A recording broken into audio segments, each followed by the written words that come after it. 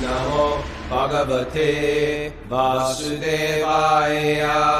Om Namo Bhagavate Vasudevaya. Om Namo Bhagavate Vasudevaya.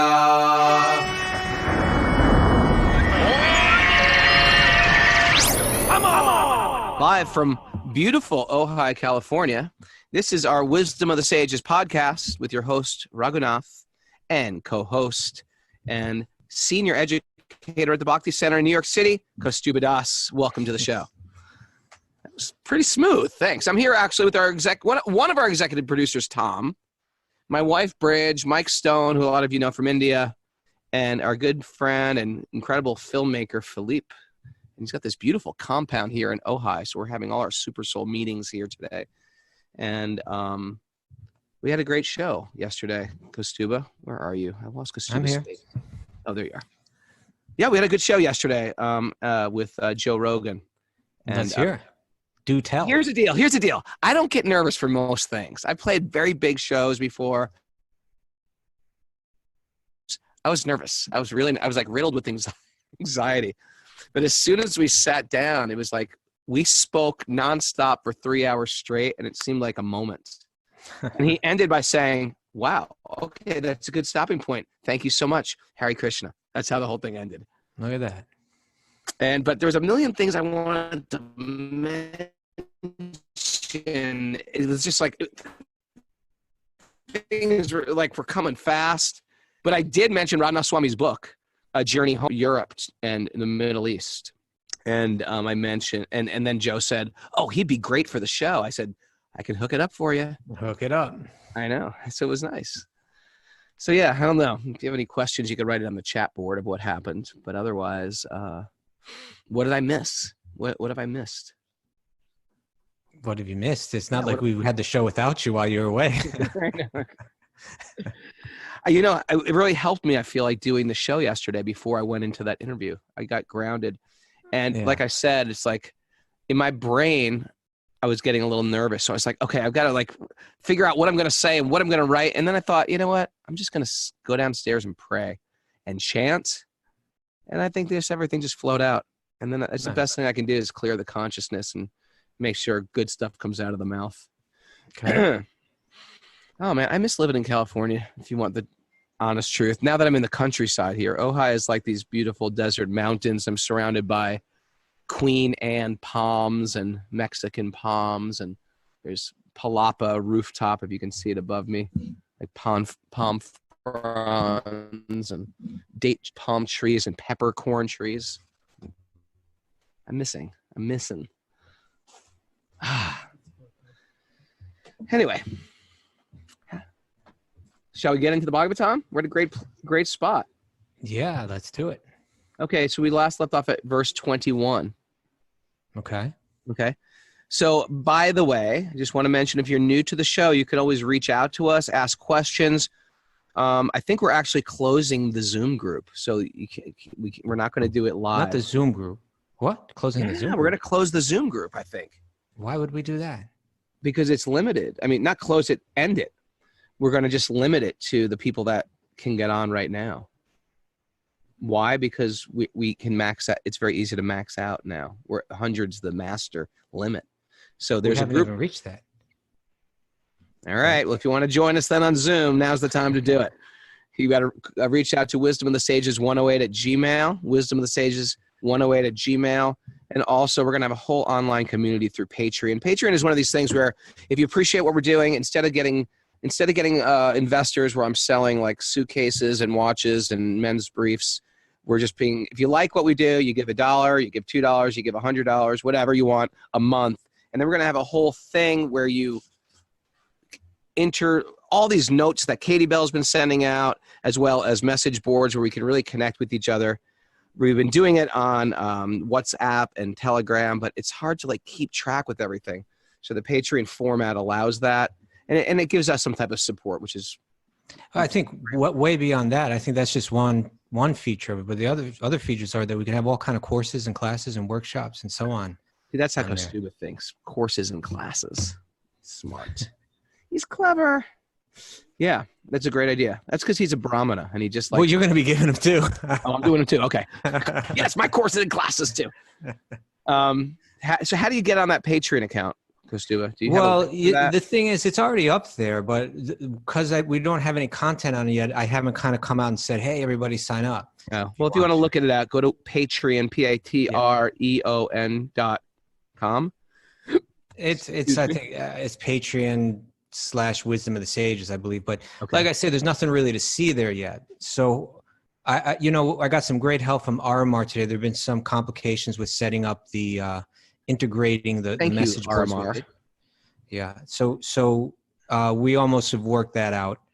And then, I think next week you and I should start putting some content up there. And we'll get the whole thing going. So, if you want to go there, you can. There's nothing really to see. But I think within the next few days, hopefully we're going to say, hey, okay, we're up and going now. And if you'd like to sign on to Patreon, it's there for you. We also like to recommend that if you listen to this regularly, and you really want to make the most out of it, we highly recommend chanting. Chanting, although it seems like, well, what does that have to do with listening to this? Chanting does something to the consciousness that allows you entrance into these deeper esoteric levels. This is how this stuff is taught.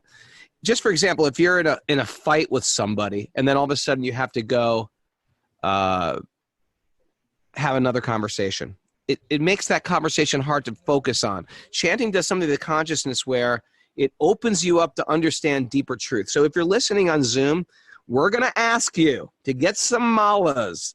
That's 108 beads, and chant the Maha Mantra one time on each bead. Find some quiet time where you can be alone. There's no distractions. The dog's not barking. The kids are not screaming.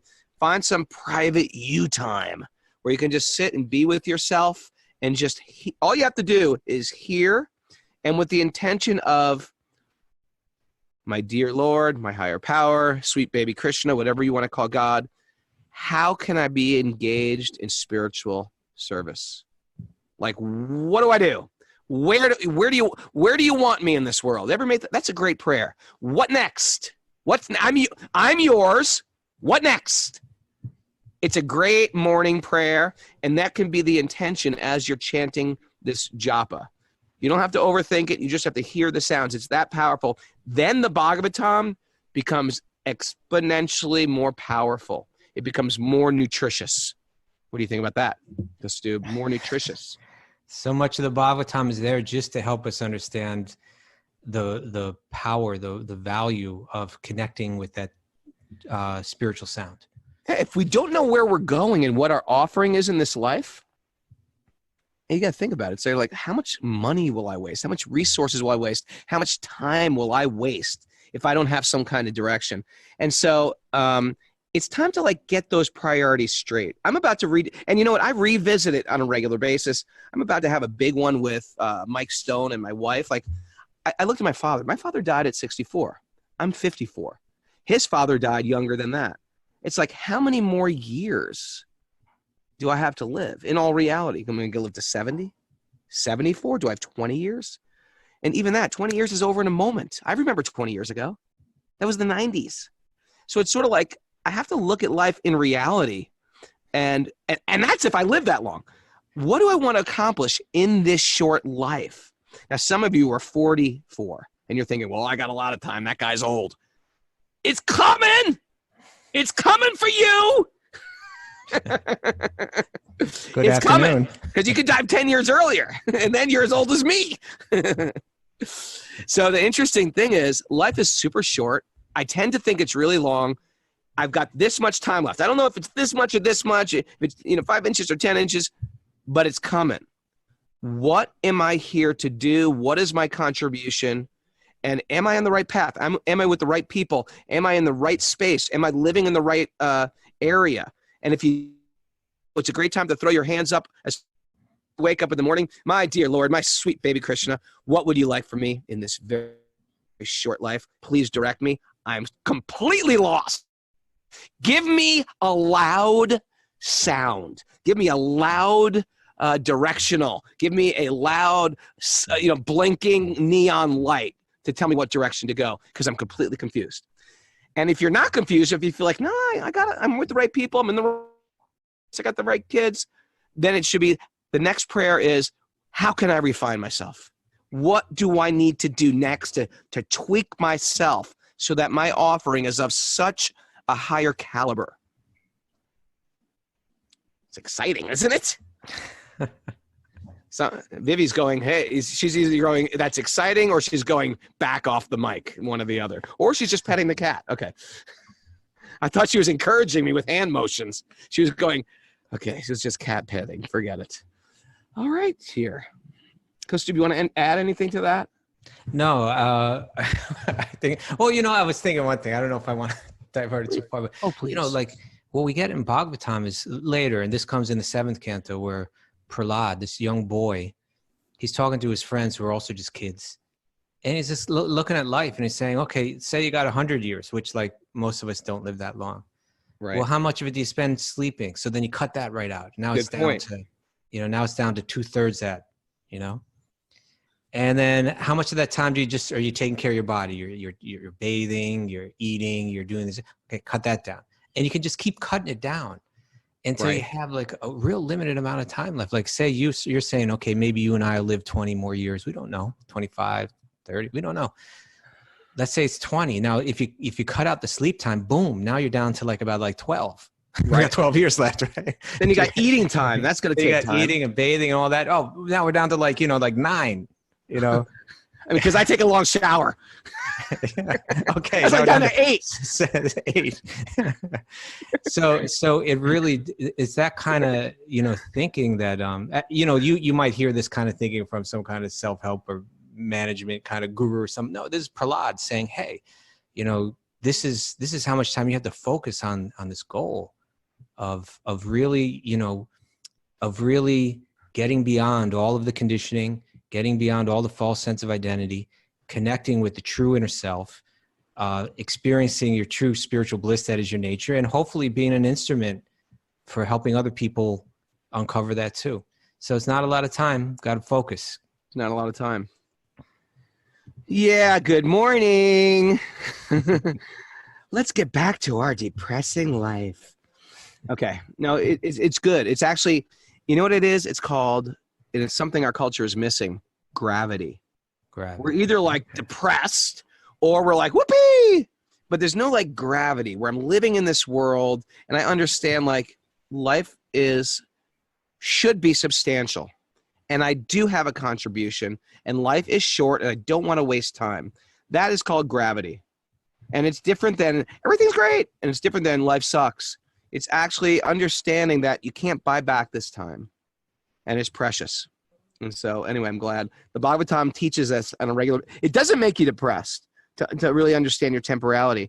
What it does is it makes you not waste precious time spinning wheels in the wrong relationships, in the wrong career paths, in the wrong, sometimes we know we're doing the wrong thing and we can't stop doing it. If anyone's got a realization about that in our Zoom group, put it up on the board right now. If you feel like you're spinning wheels, wasting time, I'd like you to write up on the chat board right now. We're going to call you out.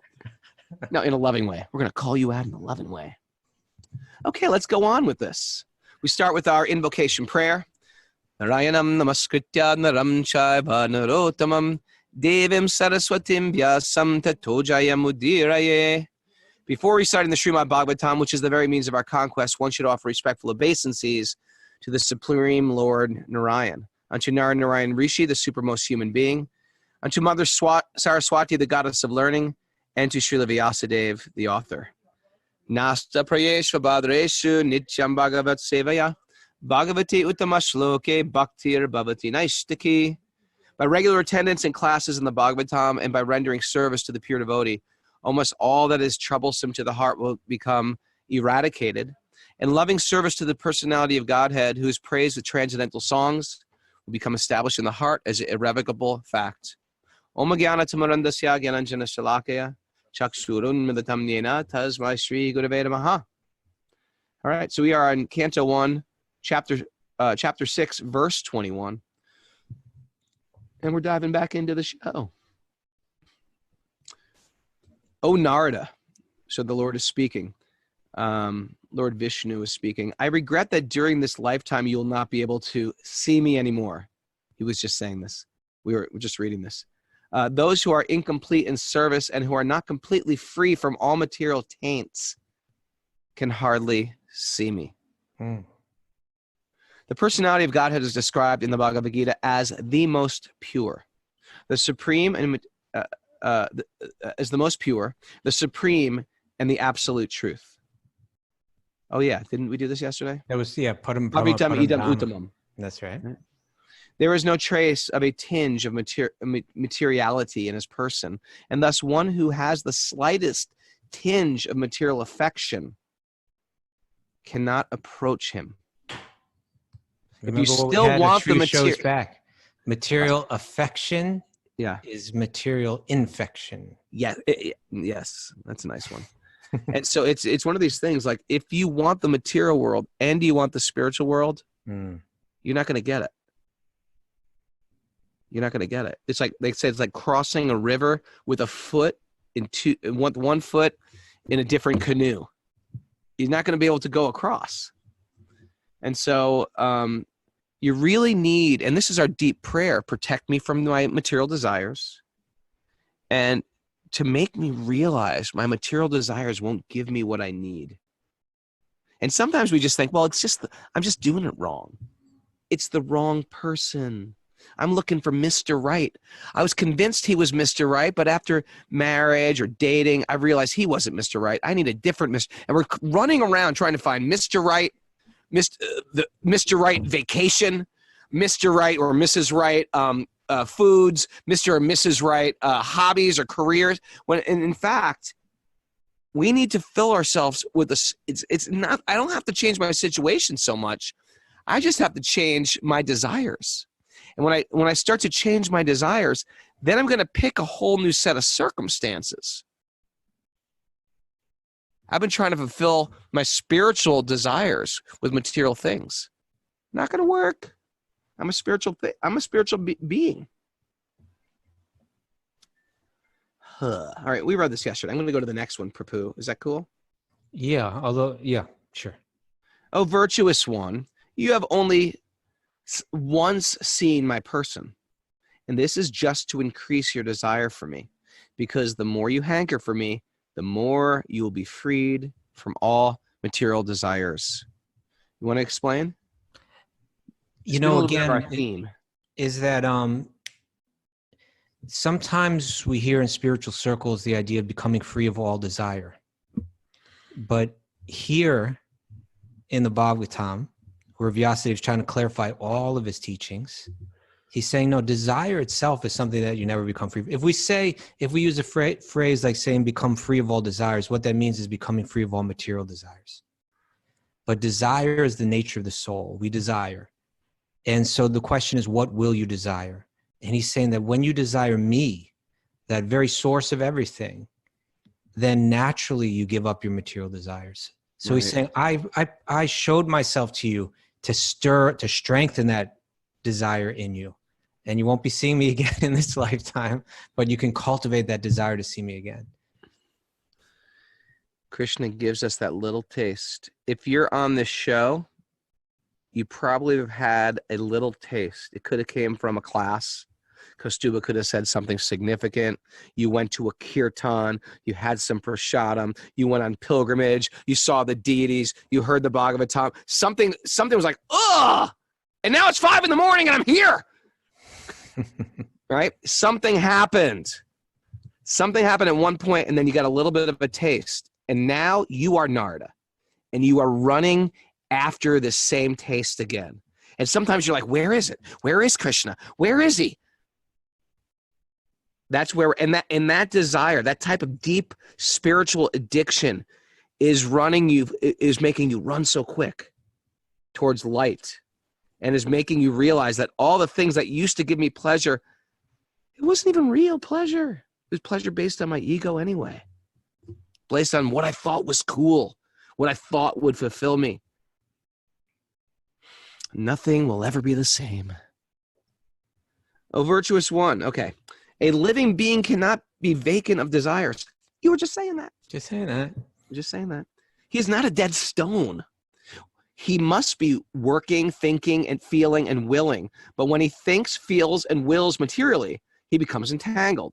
And conversely, when he thinks, feels, and wills for the service of the Lord, he becomes gradually freed from all entanglement. The more a person is entangled in the transcendental loving service of the Lord, the more he acquires a hankering for it. That is the transcendental nature of godly service. Material service has a satiation, right? Like, for example, come on, here's a good one. When I was little, I always dreamed of, imagine if I could have bumper cars in my backyard, right? Like my own set of bumper cars. Let me ask you a question. How many days would it take to get sick of those bumper cars? Right? Material world gets boring. And matter of fact, the Bhagavatam says it's like chewing that which has already been chewed. Imagine if I and sometimes my kids do that. You give them a piece of gum, they'll chew the gum. There's no more flavor in the gum. And they'll go like this. Here, do you want this? Like, I want to chew it after there's no flavor left. That's the material world. You could do it a few times and all of a sudden it's sort of like, whoopee, now what? What next? Next, please. That's the material world. And even the greatest pleasures of eating, how much more can I eat? How much more can I shove in my mouth? There's a limit to my pleasure. Sex, according to Freud, the biggest pleasure in the world. It what makes the whole world go round. Afterwards, Thomas Aquinas says this, all animals are sad after sex. That's Thomas Aquinas, Christian mystic.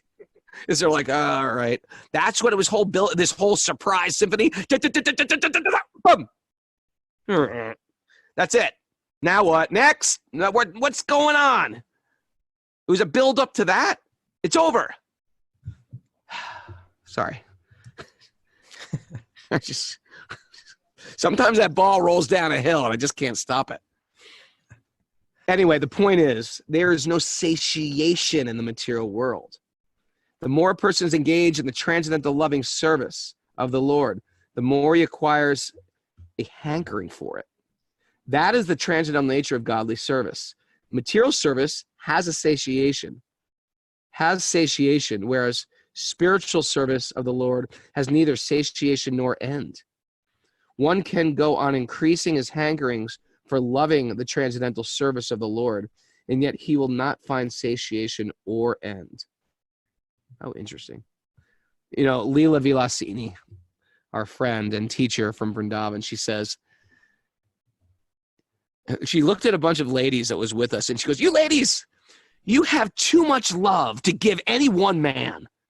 Your love is so great, no man can tolerate how much love. They can't take it in. You've got too much love. And the idea is but it's not just for ladies, it's for everybody. We are beings of love. And it's almost too much. Have you ever loved somebody too much? You freak them out?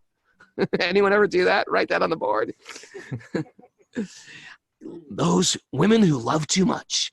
That might even be a book. The idea is that our love is so great. It's meant to be reposed in someone who can hold that love. And that's only Krishna. And once you love Krishna, then you actually love everybody. Then you actually know what to give everybody. Sometimes I think I'm loving my kids by just fulfilling all their desires. That's not really loving them. Real love is to give them something very high. Love them so much, you freak them out. That's our motto. Okay. I'm just going to go on here. By service of the absolute truth, even for a few days, a devotee attains firm and fixed intelligence in me. Consequently, he goes on to become my associate in the transcendental world.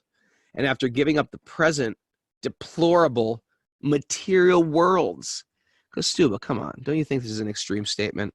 Why is the world deplorable? Look where I'm sitting right now. There's palm trees. I smell salt in the air from the ocean. There's a beautiful lizard running by. There's beautiful furniture made of, fallen, sawmilled. Anyway, it's a nice bench. I mean, anyway, my point is, why are you guys so negative all the time? The world is not deplorable. You just got to put on you're seeing the cup is half empty. Actually, Joe Rogan was saying this yesterday. He goes, some people talk about samsara and birth and death, but it's like, I live a great life. I do what I love. I'm with people I love. I love my family. I love my kids. I love my job. I love my hobbies. What's the big deal about getting born again? Why are you so negative about being born again, Kaustubha? Well, it's sometimes you speak the negative to try to, you could have said, well, Joe, but then, your family's all going to die and you're going to die too. that would have been it. Because you're going to die. But the point is that it's our nature. It's our nature to eternality is part of our nature. So when you take that eternal being and put him in a temporary circumstance, it's unnatural. Now you could say it's deplorable, it's deplorable in different ways. Like it tricks us from our best interests, let's say. Let's say that you had someone, let's say, someone dear, your daughter, you're there to provide for her and to take care of her in every way and to give her love and to give her support and give her shelter and give her everything she needs. But someone came along and tricked her and said, oh, there's no interest there. Actually, there's something better in life. But really it was something that was going to maybe be a thrill, but then come to an end, Right. And so we would look at that as a plural. Hey, you completely sent this person off on the wrong track. So this world is designed in such a way where one moment it's very pleasing and the next it's not, and that's the way that it works. Now, if I want to shake you out of that, if I want, I could say, hey, I could give a balanced presentation and say, what you're experiencing now is pleasant, but then it'll be unpleasant later and so on. But if I want to shake you out of it, I say, hey, come on, man, wake up. Like you're stuck in an illusion here. This is a really bad situation to be in. Now that's, and even that presentation is kind of like, not even given the full picture, because if we look at what Narada just experienced, he was experiencing a level of ecstasy that's way beyond, hey, I got my hobbies and I have some, nice family time and I live where it's sunny. He was experiencing something that is the true potential of the soul. And anything that's robbing us from that, we could say, hey, it's deplorable. Come on, wake up. Sure. Hey, sometimes they say that the demigods have a tougher time evolving because they have it so good. And I think it's safe to say that not everybody has the good karma Joe Rogan does. You know what I mean? And it's not just necessarily because of his great choices in life, although it is some of his great choices, but it's also because there's a lot of people that do podcasts or do martial arts or work hard at their job that don't have great fortune. But sometimes when we have good fortune, it seems like, well, I've just made a bunch of great choices. Well, we've all had it and then we've all lost it, Then there's, of course, people who are born in great pain. They're born in a place of great pain. They're born in a family where there's great pain. And so rebirth or to get reborn, just because you're going to get reborn is going to mean you're going to get reborn with great karma. It means in a sense, your answer could have been something like, well, Joe, you're riding high right now. You're on the crest of the wave, right? And then it comes down. Sure. And if you just go walk, not knock next door and see what the person's going through, or go move over to the next neighborhood and see what's happening over there, and misfortune will visit your life too, unfortunately. But if we know how to understand it, if we can look at it with a certain clarity, then it's not that it's not that we're hating this world, but we're understanding what lies beyond it. And we're just accepting that it's deplorable. Well, let's see what the commentary says. Okay. Maybe it's even heavier. I know sometimes. This despicable, condemned material planet. Serving the absolute truth. By the way, I love my life. But I get this, Wenkeji said, was like, yeah, you get to serve Krishna. And it's true. I actually love what I do. I love waking up in the morning. I love Monday morning. I don't never say, thank God it's Friday. I like every day of the week. So I don't believe you have to just walk around, hate the world, hate my life, hate my material body. It's just that you're seeing it in perspective that at any minute, there can be a reversal. I never try to live in some hope for pleasure. I try to learn to be pleasure right now by the way I act. And some people are saying, well, when's this Joe Rogan thing going to air, the interview? And Joe said it's going to air tomorrow on Friday. But I don't even believe it because I don't want to live like it's going to air. Because at any minute you can say, actually, it sucked. I'm not going to air it at all. I don't want to live in some future that might not exist. Or everybody listens to it and says, hey, you were a real idiot. I don't want to live in some hope to enjoy something that might not even be enjoyable anyway. I want to practice living here right now. And I think that's the upside of our bhakti practice is the pleasure is real. We're not trying to live in some fear or hope in the future or some lamentation for the past. And we're just live in the future's anxiety. Yeah, sure. Tom's chiming in with his words of wisdom. Thank you. Anyway, I got to stop saying anyway. That's what I realized. I say anyway a lot. Anyway. By the service of the absolute truth. Okay, I read that. Next. Intelligence engaged in my bhakti, my devotion, cannot be thwarted at any time, even at the time of creation, as well as at the time of annihilation. Your remembrance will continue by my mercy. This even just hearing this kind of clarifies the previous question. Can I read it again? Sure. Intelligence engaged in my devotion cannot be thwarted at any time. Even at the time of creation, as well as the time of annihilation, your remembrance will continue by my mercy. Purport by Kaustubha, please. Well, no, because I was just thinking, if someone says, well, hey, my life is pretty good and I'm pretty happy, but we're looking at a very, very, very tiny piece of it. You have to stretch the whole thing out. You have to be, what Bhagavatam is going to do is going to give us another perspective. So now this perspective is talking about even at the time of creation as well, at the time of annihilation. You're talking about the last 3 years, last 10 years, last 15 years, last 20 years. Let's stretch it out and let's look at the last 20,000 years or last 200,000 years and see what the trajectory of your life and your happiness has been. And then judge it. Don't take a tiny, tiny piece of it and judge it, but spread the whole thing out and take a look at it. Now, we can't, in one sense, we can't do that, but we should even be able to do it within this one lifetime and try to understand that. But the Bhagavatam is saying, hey, we're caught in these paths, living in these cycles. Sometimes we're up and sometimes we're down, and that is the nature of the material realm. But that's not the nature of the soul. The soul is spiritual, and we're identifying with the material, and we have that opportunity to reconnect. Sure. I love having you do this with me, Kaustubha. No, Raghu. I really do.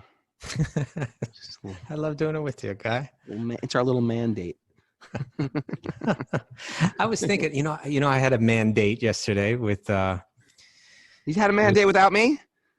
Well, you're in California, and even when you're not, you're still far away.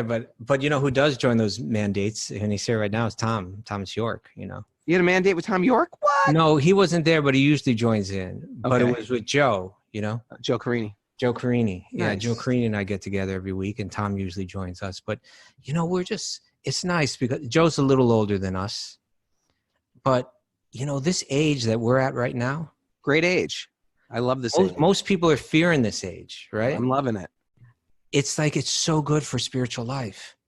It's like the hearing that we've done for the past 30 years is really supposed to mature at this point in our life, right? Yeah. That you begin to say, to let go of the things that you used to be, that would just kind of disturb you and make you move through this world awkwardly. And you can kind of just start to see the world from a much more wise perspective. And when it just starts to come more naturally, to let go of those things. And then you realize, and then you look at it and you say, hey, I do have a lot of life left, maybe, hopefully, And it can be so much better, right? Because I'm understanding everything more clearly. Yeah, different vantage points of my life. The Vedas speak to me in a different way, for sure. Yeah, for sure. But the 50s, this is a good time, It's a good 50s is when it all should be coming together, Okay, come on, Krishna. No, I think it's great. Joe saw my phone. He saw my phone cover that was given to me as a Christmas present.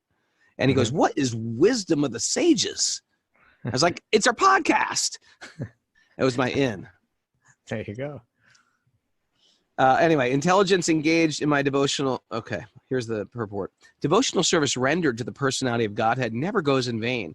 Since the personality of Godhead is eternal, intelligence applied to his service or anything done in relation is also permanent. In the Bhagavad Gita, it is said that such transcendental service rendered unto the personality of Godhead accumulate birth after birth. So this is the deal. All the stuff that we're working towards, it stays with you. This is why you find children sometimes who you feel like, this is a very old soul. It means you've been working on this stuff sometimes for lifetimes. And sometimes you meet kids that are just connected. And then sometimes you meet kids who are like, this kid was screwed up in a previous life. Also, you meet all types of kids, and they could have a material talent, a musical, artistic talent, some type of savant, some virtuoso at a young age, or they could be a total wreck. They could get into drugs or run away at 12 years old. And everything here we've got going is a practice. And we've been, whatever you're practicing today, you're preparing yourself for tomorrow. And when I say that, I don't mean just like, well, I did 100 push-ups today. I'm hoping to do 120 tomorrow. I don't mean push-ups, but I do mean push-ups. I'm also talking about the thoughts you think on a regular basis. The thoughts you think on a regular basis are becoming you and preparing yourself for tomorrow. And we're creating our next life. I did a whole thing on reincarnation with Joe. And we're creating our next life today in the same way we create our tomorrow today. So that's why this japa is so important, to chant the holy name, is because we are retraining our mind how to think. My mind goes to dark thoughts. Oh, it goes to lust and greed and anger, resentment, people driving me crazy. Who that guy think he is? Whatever, it goes to these places, and I got to pull it back and bring it to something transcendental.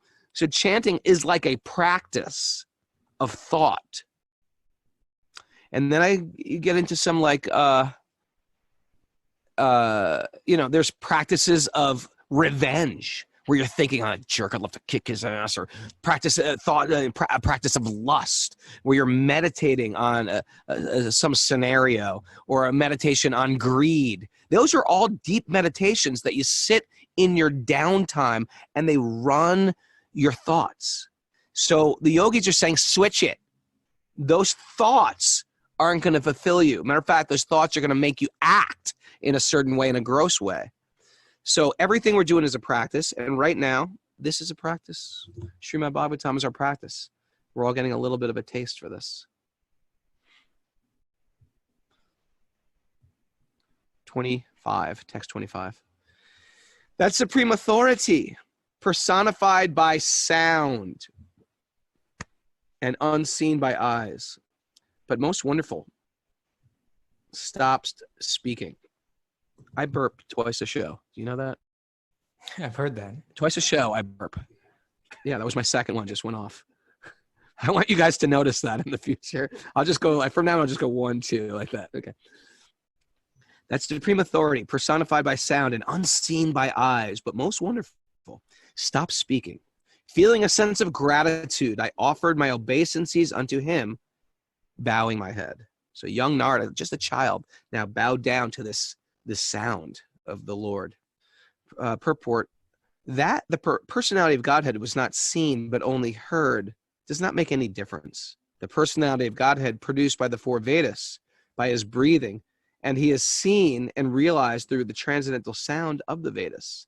Similarly, the Bhagavad Gita is the sound representation of the Bhagavad Gita. of the Lord, and there is no difference in the identity. The conclusion is that the Lord can be seen and heard by persistent chanting of the transcendental sound. Thus I began chanting the holy name and fame of the Lord by repeated recitation. Ignoring all the formalities of the material world, such chanting and remembering of the transcendental pastimes of the Lord are benedictory. So doing, I traveled all over the earth, fully satisfied, humble, and not envious. The life of a sincere devotee of the Lord is thus explained in a nutshell by Narada Muni, by his personal example. Such a devotee, after his initiation by the Lord or his bona fide representative, takes very seriously chanting of the glories of the Lord, and then traveling all over the world so that others may also hear the glories of the Lord. Such devotees have no desire for material gain. They are conducted by one single desire, to go back to Godhead. This awaits them in due course on quitting the material body. Because they have the highest aim of life, going back to Godhead, they are never envious of anyone, nor are they proud of being eligible to go back to Godhead.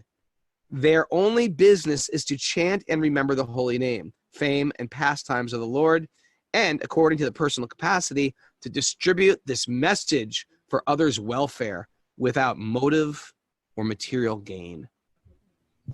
You were saying that we're preparing our next body. Is that what you're saying? Like now, how we live now? Yeah. And so you can see, as a boy, Narada did this meditation, and then he just said, he just kind of lost interest in all else and just traveled and chanted. And we can see that in his next birth, his body was like, he got the body most suited for that, which was like the spiritual body that he could travel all around, anywhere. Yeah. Okay. 27. We're moving through the Bhagavatam here. We're moving along. And so, O Brahmana Vyasadeva, in due course of time, I, who was fully absorbed in thinking of Krishna, and who therefore had no attachments, being completely freed from all material taints, met with death, as lightning and illumination occur simultaneously. Isn't it weird to think that we all died at one time? We all died. We all had some probably tragic death. Usually it's something tragic. And that it's going to happen. There's going to be some little tragedy going on. And you know what? People are going to talk about it and post things. I miss Raghunath. Raghunath. Namaste hands, Raghunath. Winky face. Wherever you are, Raghunath, may God bless you, or whatever. And you know what? And 3 days later, life's going on. Oh yeah, we're doing this. I got to get back to work. Blah, blah, blah, Raghunath. No one remembers Raghunath. Kaustubha replaces me with some other person. It's the Kaustubha and Katie Bell show. Woo! Live with Katie Bell and Kaustubha. How did you know? Special guest star Arumar. It says it's in moments we're forgotten, and we're just that's life. It's just like, and for the first day, oh my God, I could have died, and what was I? We could all die. He died. He was here. He seemed so lively a moment ago. And then you forget. You become like a sage for a day when someone dies. You think so deep, and all of a sudden you're back to the grind. But his death here is, it said it's like lightning and illumination occur simultaneously. Yeah, what does he mean by that? I believe what it means is like, the death is the lightning, but the illumination, in other words, the moment he died, it was like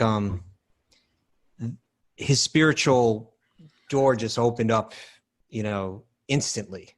It wasn't like he had to go through some purgatory or he had to go through some long suffering. It was like, boom, the instant he died, it was like he had this spiritual, and that's going to be described next, I think. But I bet the commentary on this is a nice one.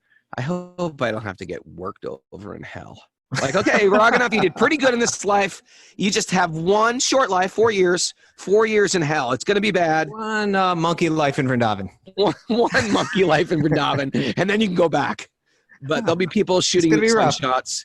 It's going to be rough.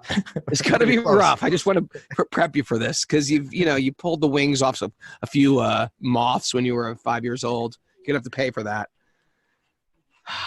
You burned an ant with a magnifying glass. You're going to have to pay for that. You went fishing with your dad that time. Got a fish caught through the hook caught through the eye. You got to pay for that. It's like, here's a bunch of hooks. You're going to be feeling that one in the monkey life. Pick a hook. Which one do you want through your eye? No, it'll be lightning and illumination for you, Raghu. You ready? Read the commentary. I don't know. You never know. Okay. Where are we? To be fully absorbed. Okay, to be fully absorbed in the thought of Krishna means clearance of all material dirts and hankerings. As a very rich man has no hankerings for small, petty things, so also a devotee of Lord Krishna, who is guaranteed to pass on to the kingdom of God, where life is eternal, fully cognizant and blissful, naturally has no hankerings for petty material things, which are like dolls or shadows of the reality and are without permanent value. Isn't that interesting? Things of this world are like shadows or dolls. So interesting. Well, that goes back to when we're talking about the reflection or, the virtual reality. A shadow or a doll is something that is produced in relation to a subject that exists already. Like sort the shadow of that Avatar movie. I didn't see the Avatar movie, but you didn't see the Avatar movie? No, that's a super Krishna conscious movie. Okay, except minus Krishna, of course. But you would love that movie. I don't love movies, but that's a very good movie.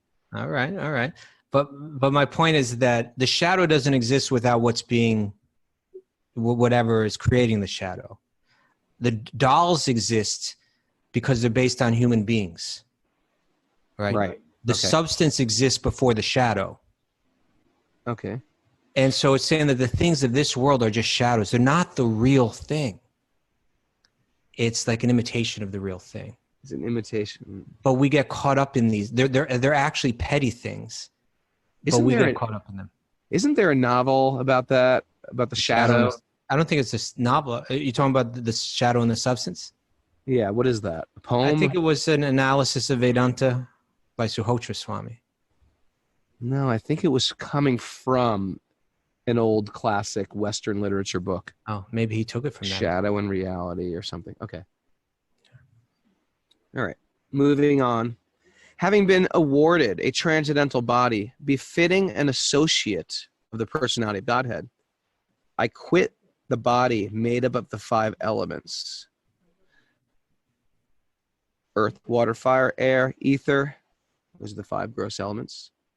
I quit my body made up of the 5 elements, and thus all acquired fruitive results of work, karma, stopped. When I become liberated, there's no more karma. Because karma means you're actually doing something that's going to give you a material body. Be it good karma or bad karma, whatever that work is, it's karma or V-karma, gives you a body. That's another definition for karma, is that activity which gives you a body. And so sometimes you get a problematic body. Sometimes you get a super beautiful, healthy, silver spoon in my mouth body. But either way, it's a material body. When we perform akarmic work, means spiritual activities that give you no karma. Like hearing the Bhagavatam in a sincere way. That gives you no karma. And when all of our thoughts and actions and words have no reaction, then we don't take birth again. Or if you do take birth, you're in the spiritual body, like Narada. What do you think about that, Kaustubha? It's great. We're seeing the results of his bhakti practice now, right? This is where it led. So we heard about his instructions. We heard about his character. Then we heard about how he was instructed. Then we heard about how he carried out that instruction and the depth of his meditation. And now we're hearing the results of that meditation after death. He receives a spiritual body. He becomes free of the law of karma. He's breaking out of all of the predicaments that an embodied being has. Okay, this is text 29. At the end of the millennium, when the personality of Godhead, Lord Narayan, lay down within the water of devastation, Brahma began to enter into him along with all creative elements, and I also entered through his breathing. Say what? Don't try to figure it out. Don't try to figure it out. What can we figure out anyway? I can't figure out anything.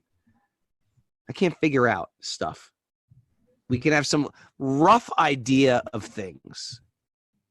If you never understood the roots of a tree and you just saw a tree growing, you think, well, this thing must be stuck there. No, there's a whole intricate system. Not only that, what's that book called about trees I was reading? The Secret Life of Trees or something like that. Anyone read that book? Hidden Life of Trees. Mallory, you know that? Write it on the board if you know it. Anyway, it's talking about how trees know and communicate with other trees. And so if there's some bug, Secret Lives of Trees. If there's some bug eating a tree, it's telling the other trees. And the other trees emit some type of pheromone or something to that tree effect that produces an unfavorable thing for bugs. And if one guy's chainsawing the tree, it's sending fear messages to all the other trees. So if you're looking at trees just from in the surface, it seems like, it's just a thing sticking out of the ground. But there's a whole interconnectedness that they have. And I can barely figure anything out because I have such blunt, dull senses and a tiny little brain. And I'm just left speculating about stuff. What to speak of things I can't even perceive. Right? I'm like an ant. Yeah, if I blow on an ant, if the ant's on my computer, I blow on an ant. Do you think the ant is going, oh man, Raghunath's blowing on me again. I hate when he does that. The ant's not thinking like that. The ant's just thinking of, here's the fear, that windy fear. Something's going to attack. I feel it. That's what an ant's thinking. An ant's not thinking Raghunath. Raghunath sneezed again. An ant's not thinking that. But that might be the reality. I might sneeze. That's the reality. The ant's not getting that. But the reality, ant, is that there's a human being with a family, a yoga teacher, and he's sneezing on your back. That's reality. But the ant will never understand that, ever. You know why? It's beyond his little ant brain. How many things, when on me, and someone says, well, there's a man called Pavan, or Vayu, the wind god, we think, oh, that's such a myth. How do you know? How do you know it's a myth? Because you can't see Pavan, Vayu, the wind god, because you can't see it? You're an ant. We're ant-like, and we're trying to speculate about the universe. I was telling Joe Rogan that yesterday. All we can say is, could be. That's the safest thing to say. Could be. Is there a wind god? I don't know. I don't know anything. Could be. I can't say definitely is. And I can't say definitely is not. Could be. What do you think of that? That's my statement for studying these things. Could be. It's a good place to start. Right? It's a safe place to learn. And as we've mentioned before, it's not the far out things that we cannot. What was mentioned here is it's saying that there's a system of creation and destruction that takes place on an incredibly large time scale. An artist said, when I died, I got sucked into the body of the Lord. 4,300,000,000 years passed, and I came back out in this body. And now right. we may not be able to verify that empirically, but that's not what we base our faith on. We accept that based on our faith in so much else that's said in the Bhakti. The things that we experiment with ourselves, the things that we observe ourselves, that's what we build the faith upon. I got to give a big shout out to the Europeans. They're all listening. It's not after 9 o'clock at night. They're all up late night with Kaustubha. It's exciting. Okay. At the end of the millennium, when the person, okay, we just read that. Thank you. After 4,300,000 solar years. No, 4 trillion, 300 million. 4 billion, 300 million. 4 billion. I'm sorry, 4 billion, 300 trillion. 300 million. Solar years. When Brahma awoke to create again by the will of the Lord, all the rishis like Marichi, Angira, Atri, and so on, they were created from the transcendental body of the Lord. And I also appeared along with them. So he was like, at the end of the cosmic devastation, his soul was sucked up. And then when the universe was recreated and all the sages came out of Brahma, the original created beings of Brahma, and we'll go into that soon, Narada also came out and appeared. Here's what the purport says about that. Now, some people are going, what? What? It might have happened. We don't know. This is their explanation. You got a better idea? It came from nothing? That's the material scientist speculating. It just came from nothing. Creation came from nothing. A bamboo, a parakeet, a rainbow. It all came from an explosion. Where have you... Okay, every kid who's lit an M80 out there, anyone light an M80? Anyone know what an M80 is? It's like a quarter stick, an eighth stick of dynamite. Have you ever thrown an M80 anywhere and put it like in a toilet, flush the toilet? Where have you seen rainbows come out of that or parakeets fly out of that, right? They think everything came from nothing. Talk about a leap of faith. Talk about opiate of the masses, blind following the blind, religion, right? Come on. I'm with you on that one, Raghu. Give me a break. Yeah. If it's going to explode, then why if everything comes from an explosion, why are things delicious? Why are there like mangoes? Why isn't everything just like gross, but you got to eat it for nutritional value? It's mangoes. It smells good. It tastes good. Papaya, good with lemon. You know what I mean? Herbs, various herbs, mix them together, make you healthy, right? Yeah. Like what a beautiful bird, a spider web, right? Like it's like spiritual geometry. You know, I read a quote. I should have written it down. I don't remember who said it, but it was a prominent scientist, prominent figure in science. And they said that it said, maybe someone out there knows this. A little science kind of distanced me from God or the idea of a creator. And then a lot of science brought me back. Uh-oh.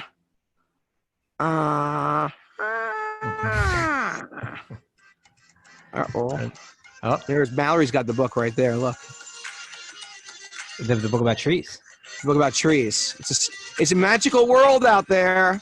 The more you read about trees, the more you got to say there's got to be someone behind it. There's someone behind that tree. The trees are communicating. They're beings. They're all beings. It's all real. All this stuff is real. Oh, some of the most spiritual people I know are physics professors, Katie Bell says. We got the quote here, Rogo. Aaron shared with us. A little science estranges men from God, but much science leads them back to him. Louis Pasteur. It was Louis Pasteur. Interesting. Thank you, Aaron. Hey, everybody. All the listening on the podcast, if you like the podcast, you go to Apple Podcasts and give us 5-star rating, please, and leave us a review. Everybody else, sign up right now on YouTube for the Joe Rogan podcast and hit that bell. And then what'll happen, it'll say, hey, the podcast with Raghunath will be coming on tomorrow. And go to that and write something nice. It'll who knows, maybe I get invited back. But if 90 of you guys write in.